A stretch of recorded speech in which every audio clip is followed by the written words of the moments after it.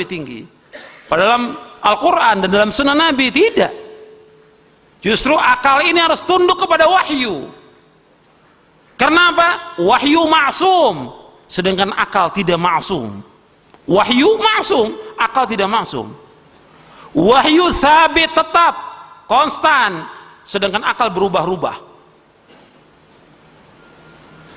Kemudian akal berbeda-beda, sedangkan wahyu tidak berbeda. Akal berbeda-beda. Jadi kalau orang bertanya bahwa ini ayat ini atau hadis ini bertentangan dengan akal siapa? Akal para sahabat bisa terima, akalnya para imam bisa terima, kok akal kamu nggak terima? Jadi kalau orang mengatakan nggak bertentangan dengan akal, akal siapa? Akal wajib tunduk dan taslim kepada wahyu. Akal diperintahkan untuk berpikir, akal diperintahkan untuk tadabbur, tapi bukan menghukumi. Harus dia tunduk, karena agama bukan akal. Agama bukan akal. Makanya dikatakan oleh Ali bin Abi Thalib radhiyallahu an dalam riwayat yang sahih yang berkaitan dengan khuf, mengusap khuf sepatu. Kata Ali bin Abi Thalib, "Lau kana ad-dinu bir-ra'yi, lakana asfalal khufi aula bil masih min a'lahu." Kalau seandainya agama dengan akal, maka mesti yang diusap itu bawahnya khuf. Yang kita pakai sepatu itu untuk menginjak bawahnya yang kotor. Kalau seandainya agama dengan akal, yang diusap mesti bawahnya yang kotor. Tapi aku melihat Rasulullah mengusap bagian atasnya khuf. Ya, agama bukan akal. Maka itu dijelaskan oleh Syekh Al-Albani rahimahullah, hadis yang pertama di silsilah hadis ad-dha'ifah wal mawdu'ah, silsilah hadis dhaif dan maudhu', yang pertama kali tentang masalah akal. Tentang masalah akal. Karena diantara yang timbulnya bid'ah dan merusak agama, taqdisul akal, menjadikan akal segala-galanya. Sehingga timbulnya bid'ah karena akal, tahkimul akal, menolak Quran dan Sunnah karena apa? Tahkimul akal, wa taqdisul akal. Maka dibantah oleh para ulama. Syekhul Islam membantah dalam kitabnya Dar'u Ta'arul Aql wan Naql, 11 jilid. Ibnul Qayyim juga membantah dalam kitabnya As-Sawa'iq al-Mursalah. Dan masih banyak lagi para ulama yang lain yang menjelaskan dan mendudukkan tentang kedudukan akal ini. Karena timbulnya bid'ah, kesesatan dan yang lainnya disebabkan karena mengatakan bahwa akal ini segala-galanya. Bahwa akal punya kemampuan yang terbatas, dia wajib taslim kepada wahyu. Jadi tidak akan bertentangan antara Al-Quran dan Sunnah Nabi yang sahih. Kalau umpamanya orang mengatakan seolah-olah bertentangan, dia belum paham, tanyakan kepada ahlinya. Fas'alu ahla dzikri in kuntum la ta'lamun. Tanyakan kepada ahlu dzikir, kepada ulama, jika kalian tidak mengetahui. Bukan langsung menolak dalil Quran dan Sunnah. Tidak boleh. Selanjutnya yang ketujuh. Yang ketujuh, al-ismatu thabitun. Al-ismatu thabitatun. 6. Itu kurang. Yang benar, al-ismatu thabitatun lirrasuli sallallahu alaihi wasallam wal ummatu fi majmu'iha ma'sumatun min al-ijtima'i ala dhalalatin wa amma ahaduha fala ismata li ahadin minhum wa makhtalafa fihi la'immatu wa ghairuhum famarji'uhu ila al-kitabi was sunnati ma'al i'tidharil mukhti'i min mujtahidil ummati. Yang ketujuh, al-ismatu thabitatun. Di situ kurang tak marbutah. Thabitatun. Bahwa ismah, kemaksuman itu adalah ada pada Rasulullah SAW, atau Rasulullah SAW adalah maksum, dipelihara Allah dari kesalahan. Wal ummatu fi majmu'iha, umat maksudnya para sahabat di sini. Secara keseluruhan dijauhkan Allah dari kesepakatan di atas kesesatan. Namun secara individu tidak ada seorang pun dari mereka yang ma'sum. Jika ada perbedaan di antara para imam atau yang selain mereka, maka perkara tersebut dikembalikan kepada kitabullah dan sunnah Rasulullah SAW dengan memaafkan orang yang keliru dan berprasangka baik bahwa ia adalah seorang yang berijtihad. Bahwa Rasulullah maksum. Di sini ada berapa poin?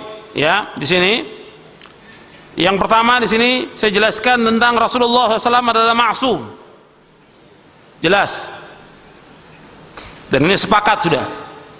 Ya, seluruh umat ini sepakat bahwa Rasulullah adalah ma'sum. Kemudian yang kedua di sini bahwa para sahabat ijma'nya mereka ma'sum.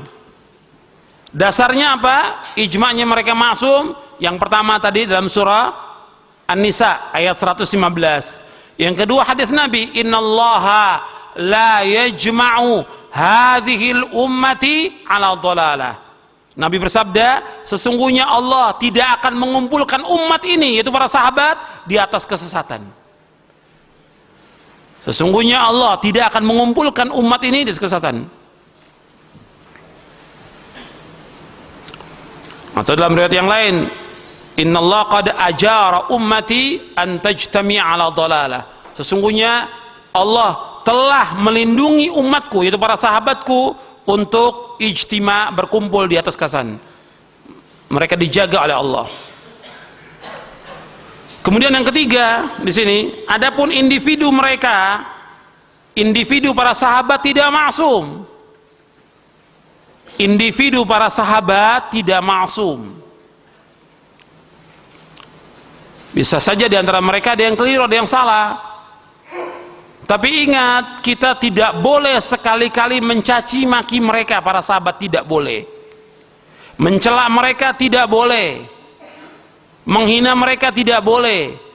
Karena hukum mencaci maki para sahabat hukumnya haram dan termasuk dosa besar. Dasarnya apa? Dasarnya hadis Nabi yang sahih yang diriwayatkan oleh Imam Bukhari dan Muslim.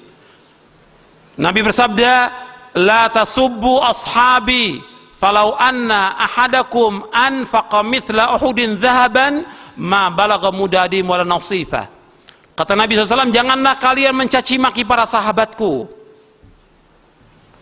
Kalau seandainya seorang dari kalian infak sebesar gunung Uhud berupa emas, itu belum mencapai derajatnya sahabat yang mereka infak sebesar 2 tapak tangan.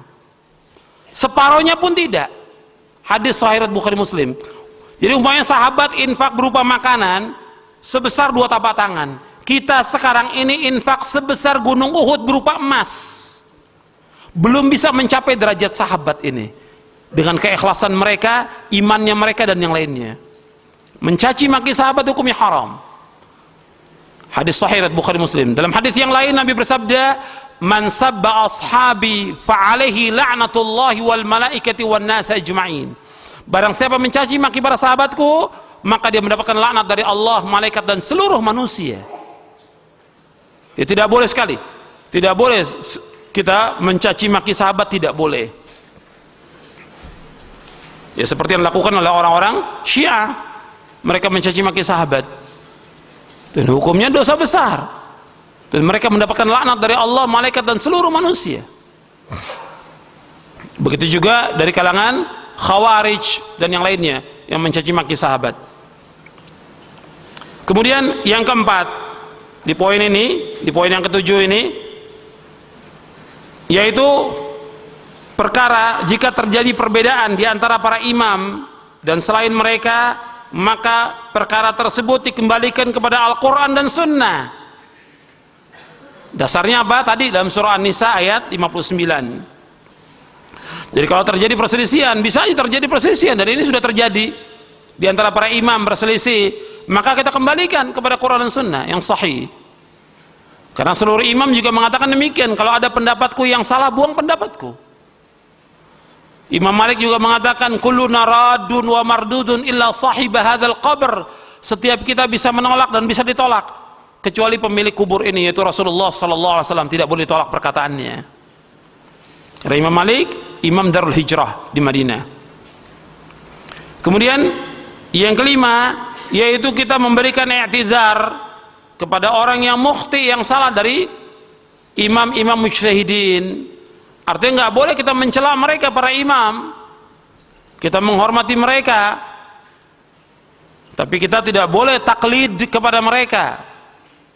Kalau memang mereka itu salah, keliru, ya wajar sebagai manusia, yang mudah-mudahan Allah mengampuni dosa-dosa mereka. Allah merahmati mereka, kemudian Allah masukkan mereka ke